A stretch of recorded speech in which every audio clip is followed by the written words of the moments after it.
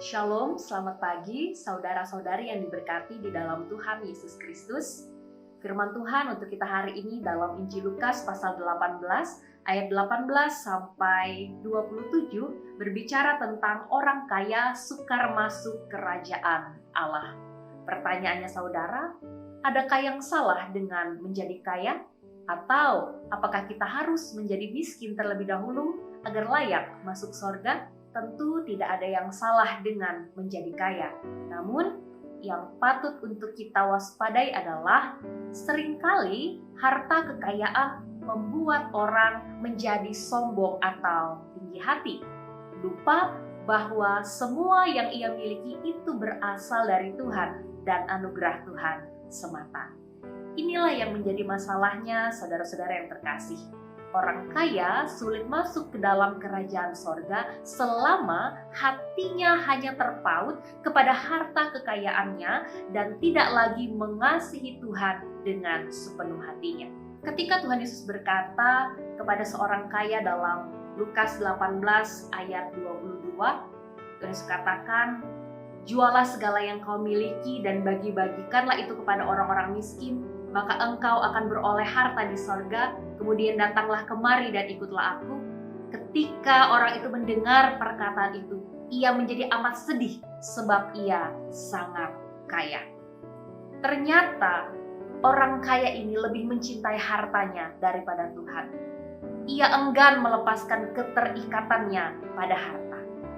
Namun ini bukan berarti bahwa seseorang harus dalam posisi miskin terlebih dahulu baru bisa masuk surga. Juga bukan berarti bahwa orang miskin pasti masuk surga. Yang menjadi pokok persoalan adalah hati kita.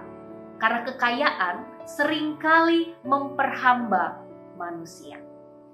Itulah sebabnya Salomo dalam doanya berkata, "Janganlah berikan kepadaku kemiskinan atau kekayaan. Biarkanlah aku menikmati makanan yang menjadi bagianku, supaya kalau aku kenyang, aku tidak menyangkalmu dan berkata siapa Tuhan itu, atau kalau aku miskin, aku mencuri dan mencemarkan nama Allahku." Amsal 30 ayat 8b sampai ayat yang 9. Jadi saudara, Tuhan tidak melarang seseorang menjadi kaya karena ia sendiri ingin memberkati umatnya. Yang tidak dikehendakinya adalah kita menjadi sombong dan hati kita terikat pada harta semata. Firman Tuhan mengingatkan kita dalam Lukas 12 ayat 15, walaupun seseorang berlimpah-limpah hartanya, hidupnya tidaklah tergantung daripada kekayaannya itu.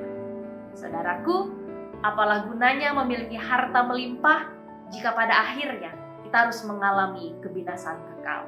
Karena itu, mari kita memuliakan Tuhan dengan harta kita. Amin untuk firman-Nya. Mari kita berdoa. Bapa, terima kasih atas firman-Mu yang boleh kami renungkan pagi hari ini. Materaikanlah firman-Mu Tuhan di dalam hati kami, dan tolonglah kami dengan kuasa Roh Kudus-Mu agar kami hidup seturut dengan kehendak-Mu. Bapa, kami menyerahkan setiap aktivitas, pekerjaan, tugas tanggung jawab, dan pelayanan kami sepanjang hari ini dan hari-hari selanjutnya ke dalam tangan pengasihan-Mu.